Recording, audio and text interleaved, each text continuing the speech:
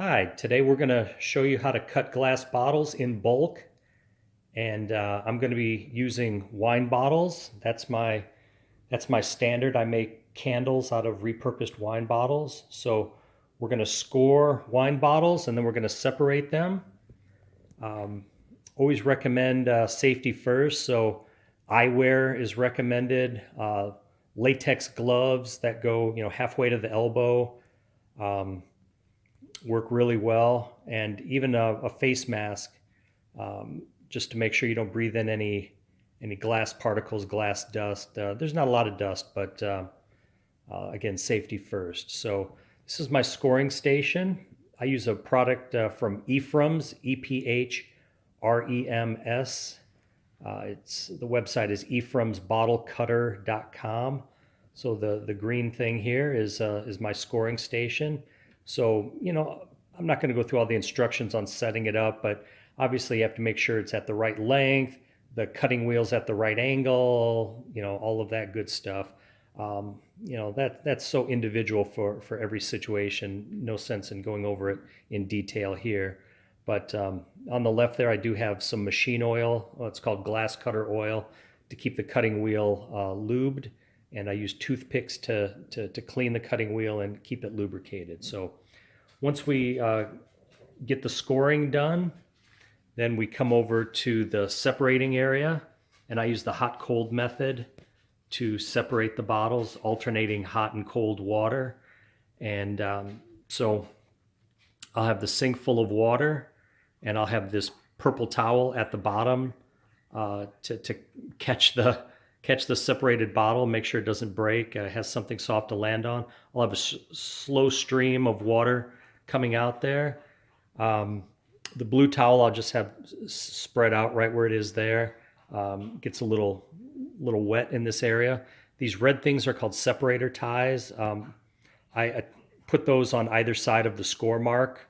And again, we'll see all this in process very shortly, but separator ties are from Kinkajou, Kinkajou.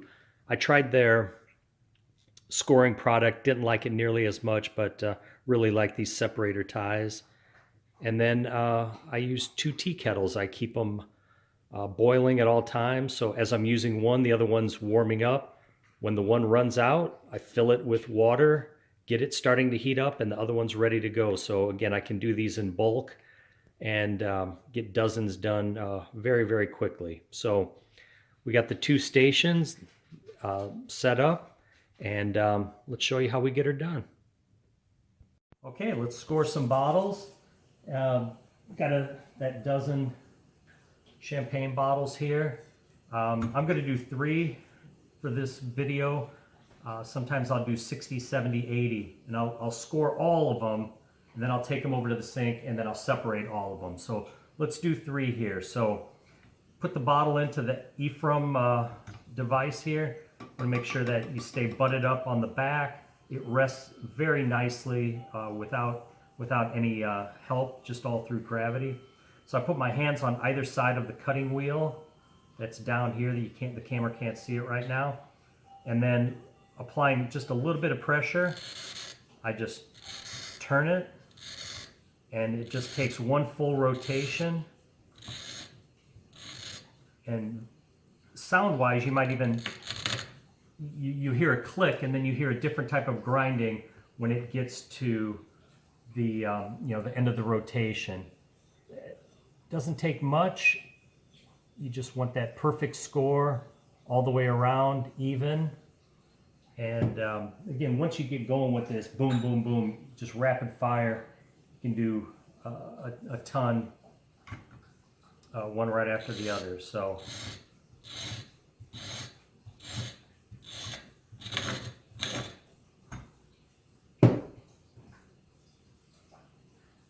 little residual water that I pour out from the washing process.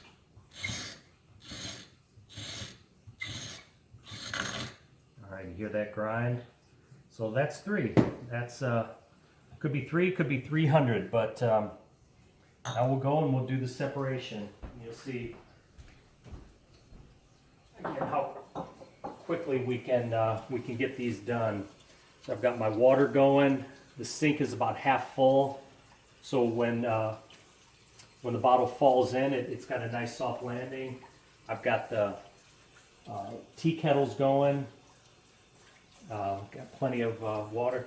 The separation ties, these are the correct size for these bottles. And I'm using champagne bottles, depending, beer bottles, whatever.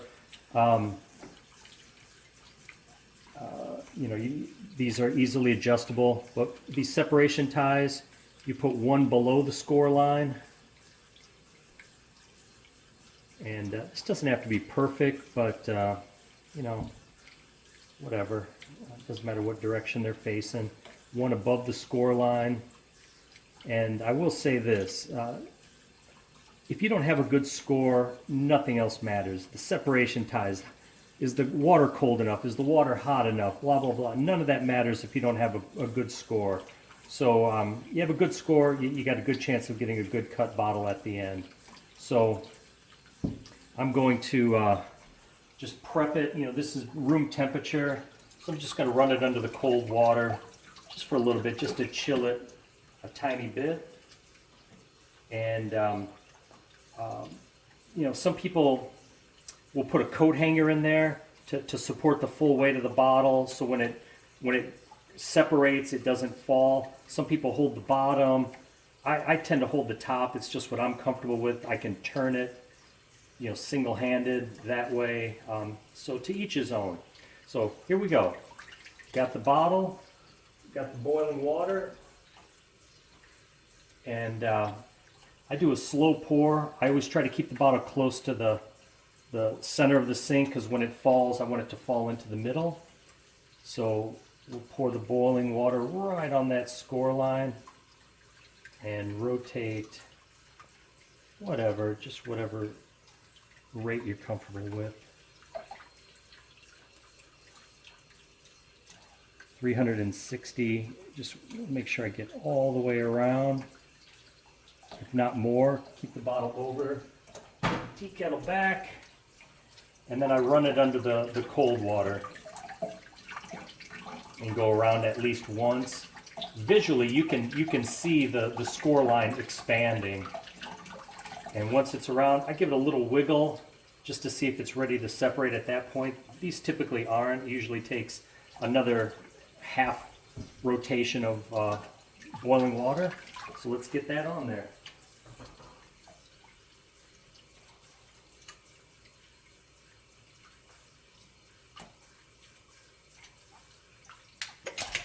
And there we go. That's very typical. Like I said, 1.5. I just rinse a little bit in case there's any glass shard. And yeah, I'm pretty proud of this one. This is absolutely perfect. Exactly what I want. To the touch. It's not sharp at all. It's exactly what I'm looking for. So set that off to the side. Take the separator ties off. Next bottle. And again, this is where the assembly line goes. This is probably the longest part, is putting the separator ties on.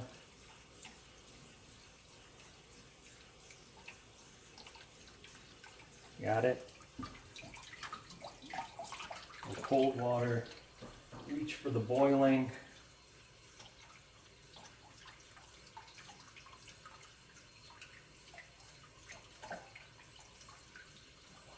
One full rotation, if not just a little bit more. Tea kettle back to reheat. The cold. Sometimes you can audibly hear the bottle separating. It'll sound like ice cubes crackling a little bit. So gave the little wiggle. Still needs more.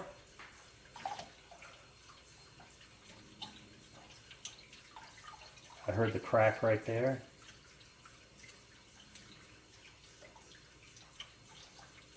All right, this one's taken a little bit more than the first one. That's 2 full rotations. And the cold. Now this one didn't crack even. So you got the separation. Got a little lip there. Hopefully the video. So this is not nearly as good. But I'll take a little tool. I'll be able to chip that off, and then with the grinding, this will end up perfect. But I'm actually glad we didn't get all perfect ones. You know, sometimes the bottles just crack and they're unusable.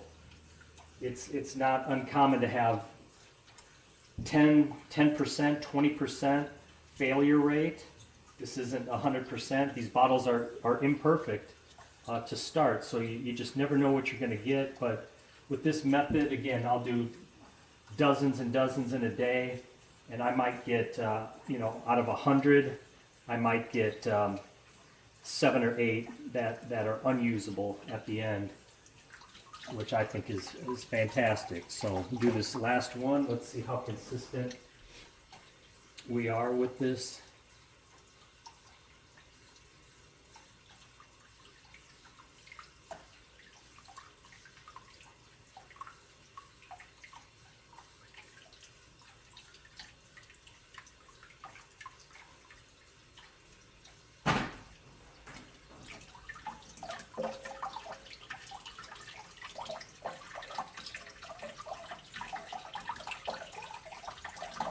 Visually, this is looking pretty good so far.